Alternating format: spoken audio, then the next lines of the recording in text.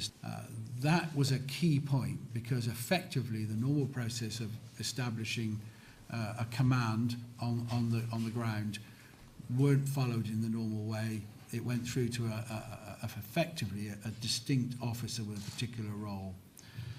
That officer, having heard that there was a bomb, took a decision to move the resources that they had back from the central Manchester to Phillips Park. And really pretty much everything else followed on from that. All the other emergency services went forward. And the crucial point I'd make here is that the other services had someone who deployed very fast to the scene and therefore had understanding on the ground of what was actually happening. The fire service didn't do that. They went back because they thought there was a risk of a further attack. That's why they did that. And then secondly, and we highlight this in our report, the NILO, as it's called, sought to contact the force duty officer and couldn't get through.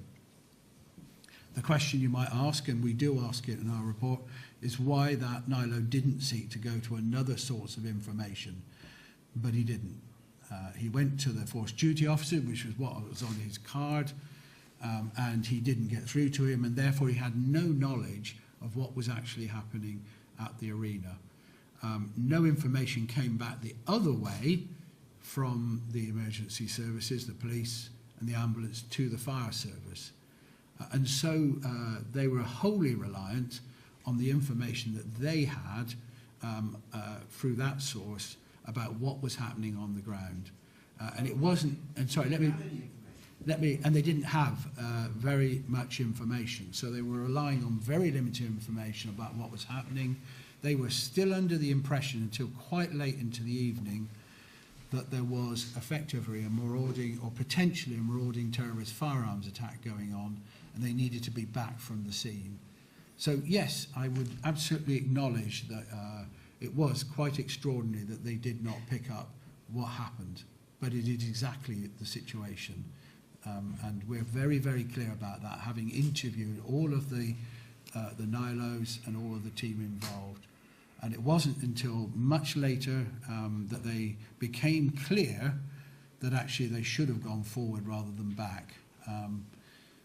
We do in our report, Simon, say that this was down to a series of events, the role of the fire control, which was a reactive rather than a proactive role, the very clear instructions that they had for the action plan, the distance that the NILO was away from the centre. We go through all of that in some detail. But deep down, what do I think? I think this was an issue of operational culture and not a full appreciation of how multi-agency working should happen. So it is incredible. I'm not in any sense describing you something that should not have happened, as we say, but the explanation is exactly as we say it in the report, in detail, about how the communications work. I don't know if Hugh wants to add anything. I think it was what was brought out for me was certainly the fact that the cultures of the police and the fire service and the ambulance service are very different. It doesn't make any of them wrong, but this was an extraordinary event for which plans had been detailed in peacetime, effectively, and those plans failed. And a funny sort of way, you might say, had the normal processes followed of an incident commander going to the scene, we would have had a very different story to tell here.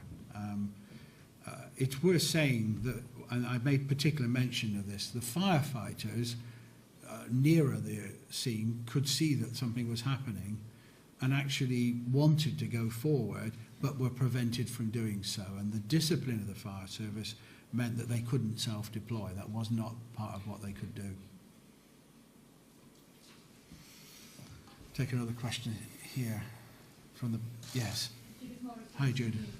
The misconception that there was going to be another attack, with the benefit of hindsight now, also meant that paramedics in number didn't go inside the hot zone. They didn't go into the foyer. We know of members of the public who were left there to do first aid. They tried very hard.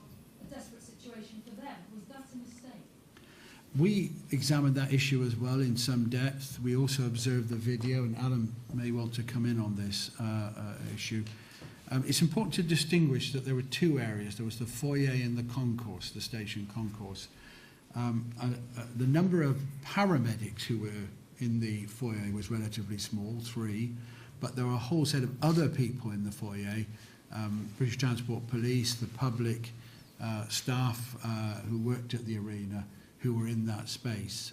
The judgment made by the ambulance service was that the right thing to do was to focus first of all on triage, what were the nature of the injuries and who had the most serious injuries and therefore was at most at risk of not surviving, and then move them away from the foyer to the concourse down the steps so that they could be properly treated, where there were far more staff. There were a significant number of ambulance staff there, and then to transport them away to the hospital. So there are two crucial points which we examine in depth in our report.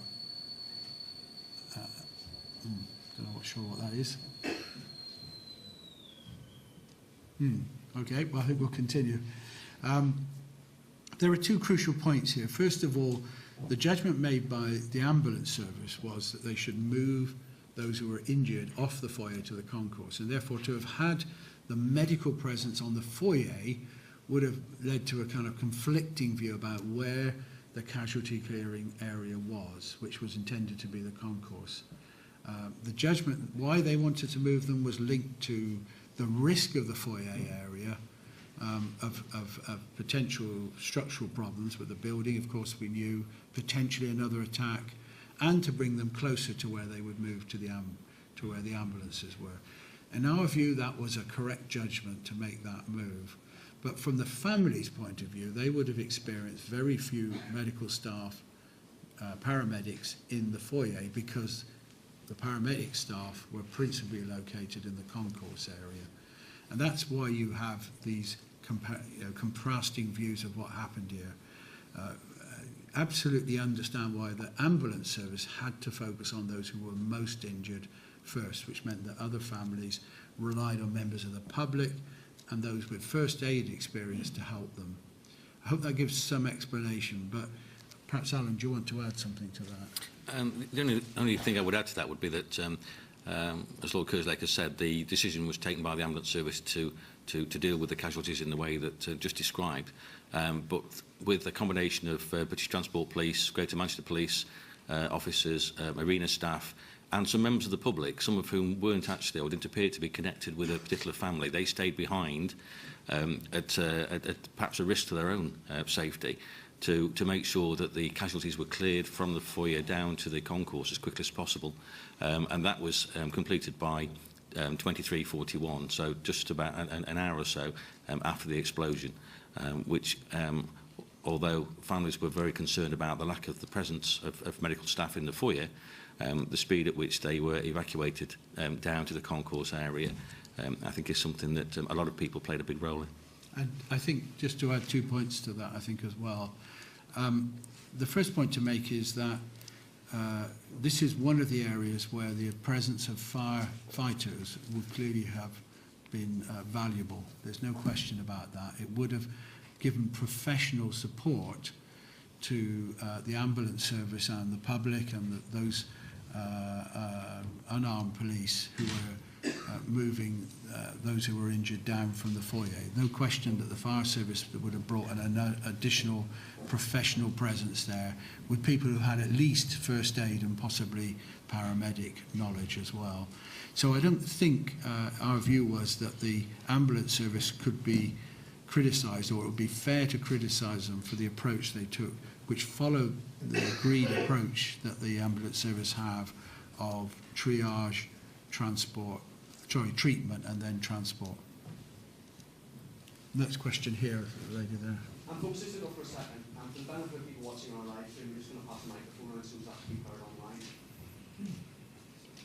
Is that okay? I think person there, I think. Thanks. Jen Williams from Manchester Evening News. You've talked a bit about the role of the NILO in the delayed fire service response.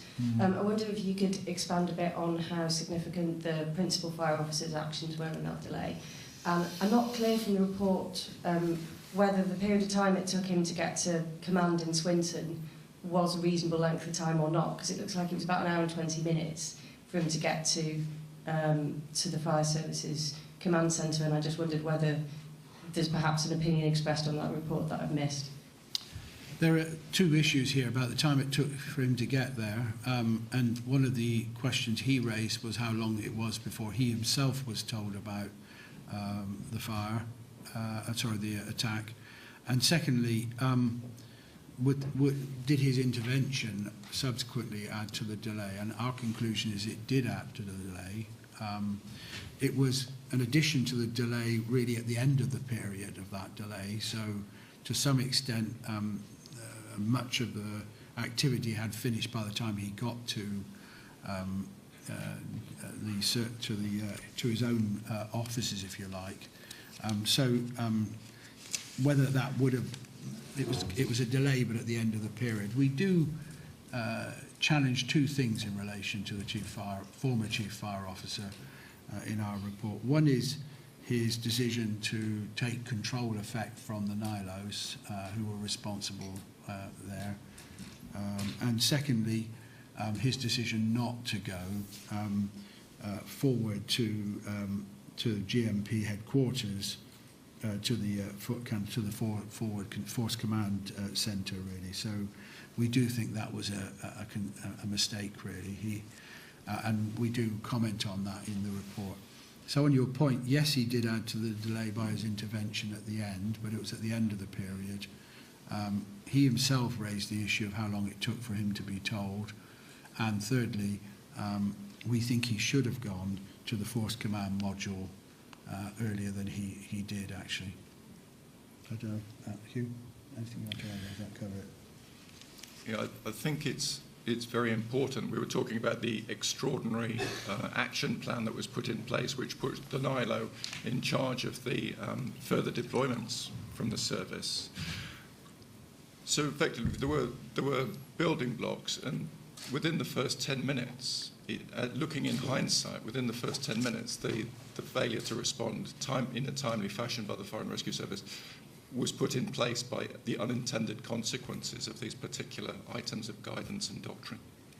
So adding in later in the time, the role of the principal officer had different effects. It had an effect, but the thing that was most significant was the early judgment to move back from the rendezvous point.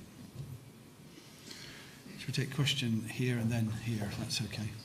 Do you want to go first and then we'll go over there? Thank you. Helen Pidd from The Guardian. Lord Kerslake, you said before that had the normal processes been followed, we'd be telling a very different story here. Do you mean by that sort of the fire service was guilty of actually following the protocols, whereas everybody else sort of